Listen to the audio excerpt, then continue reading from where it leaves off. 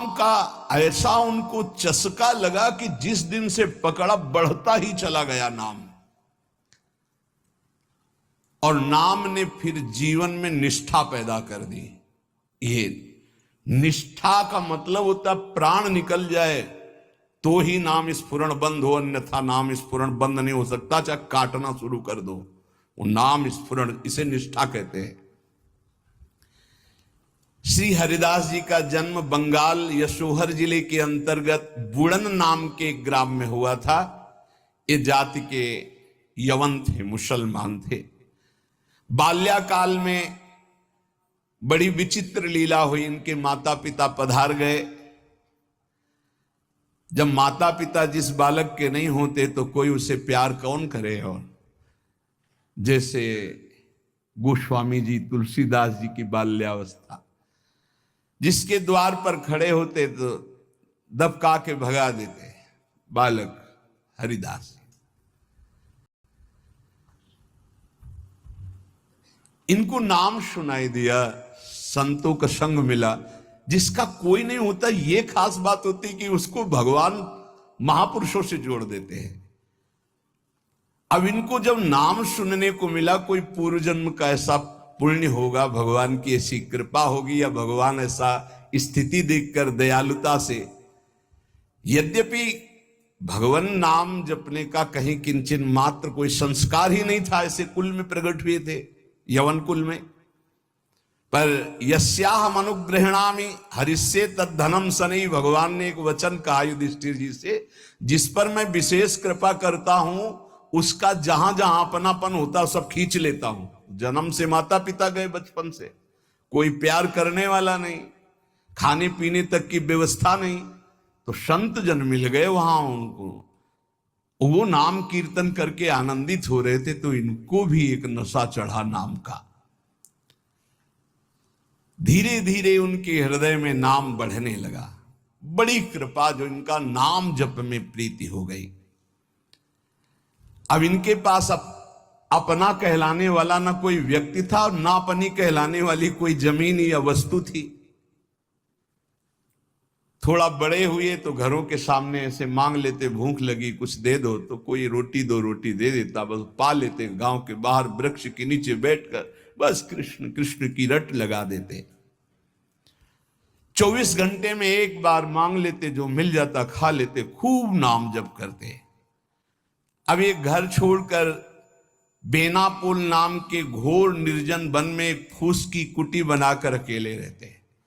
अखंड ब्रह्मचारी, भिक्षावृत्ति, और बस नाम का निरंतर गान जप, ऐसे जोर जोर से नाम का कीर्तन करते हुए जप।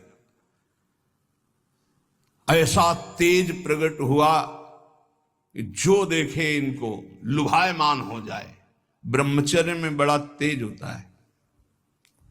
अगर शरीर रोग ग्रसित ना हो और संयम से चल रहा है, तो लाखों करोड़ों के बीच में उसका अलग चेहरा दिखाई देगा कि ये अलग है। ब्रह्मचारी का पहचान होती, वो चिकनाहट से नहीं होती पहचान। चिकनाहट तो अभक्ष्य पदार्थ खाने वालों के भी चेहरे में होती है। उसका तेज, उसके नेत्र, उसकी वाणी, उसका आकर्षण, लाखों में अकेला वो नजर आएगा। आजकल के 13-14 वर्ष के नए नए बच्चे ऐसे गंदी वासनाओं के शिकार हो रहे हैं, बड़ा हृदय पीड़ित होता है। छोटे छोटे बच्चों को गलत शिक्षाएं बच्चों से मिल गई या मोबाइल से मिल गई, सर्वस्व नाश कर रहे। जिस समय लावण्य प्रकाशित होने की नवकिशोर अवस्था, उसी समय नष्ट हो जाते हैं। जो देखता ठाकुर हरिदास जी को प्रभावित हो जाता। क्या दे दूं, ऐसा लगता क्या दे दूं, कैसे हमसे बात करें, ये हमारी तरफ हेर ले, नेत्र नीचे, बस नाम चल रहा है। जब भिक्षा के लिए जाते तो प्रभावित होकर लोग, एक समय था कि दबका देते, एक समय था मांगने से एक आध रोटी, लोग हाथ जोड़े खड़े रहते, हमसे ले, हमारे पास बैठ के पालो। पर इनका भगवान नाम चल रहा है, ना बोलना किसी से, ना नाम का तार टूटना, बस धीरे धीरे निरंतर नाम उच्चारण करते रहना। भगवान नाम का इतना प्रभाव पड़ा कि जहां वो बैठ जाते वो स्थान पवित्र हो जाता, वहां लोगों को शांति मिलने लगती। ये प्रभाव होता है। इनका यश फैलने लगा दूर दूर तक। अब लोग इनके दर्शन करने के लिए आने लगे। तो जब लाखों की श्रद्धा होती तो 10-5 ऐसे दुष्ट स्वभाव के होते हैं कि उनको ईर्ष्या होती, जलन होती है, अपने आप होती। महापुरुषों से उनको जलन होती है। वो भगवान की लीला होती है।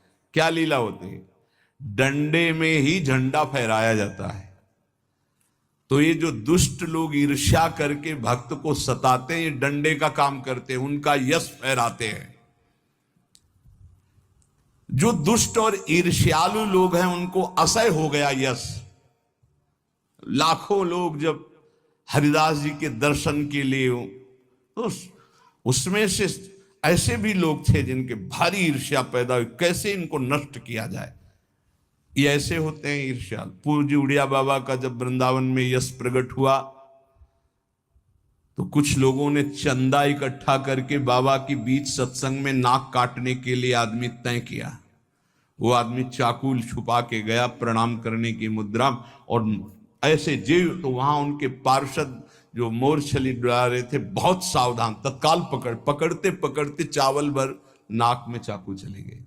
बाबा उनको तत्काल एकांत लाए, गुफा में ले गए और कहा, भैया हमने कभी कोई कटु वचन आपको कहा क्या? तो रो पड़ा। बोले, बाबा पैसे में, गरीब आदमी हूं मैं, पैसे में बिक गया। मुझे अमुक ने इतने रुपए दिए हैं और कहा इसके बाद इतने रुपए और देंगे। मैं हाथरस का हूं, मैं गरीब आदमी हूं, केवल पैसे के लिए काम। मैं आपको नहीं जानता था और हमसे कहा गया कि जाइए और ऐसा कर।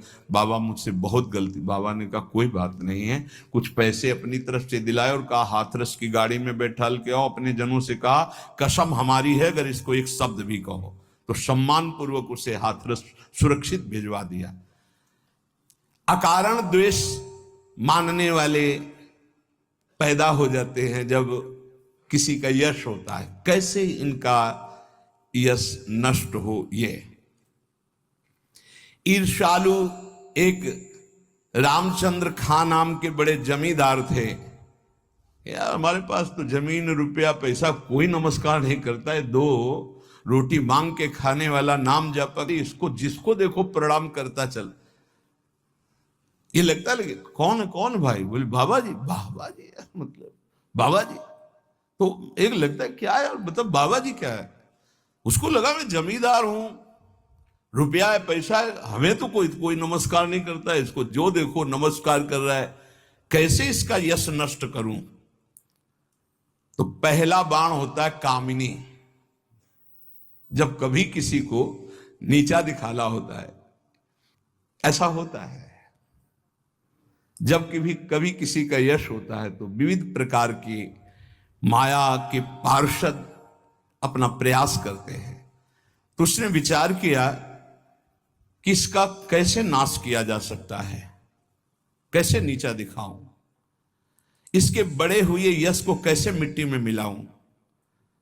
जमींदार तो था ही, पैसे थे ही।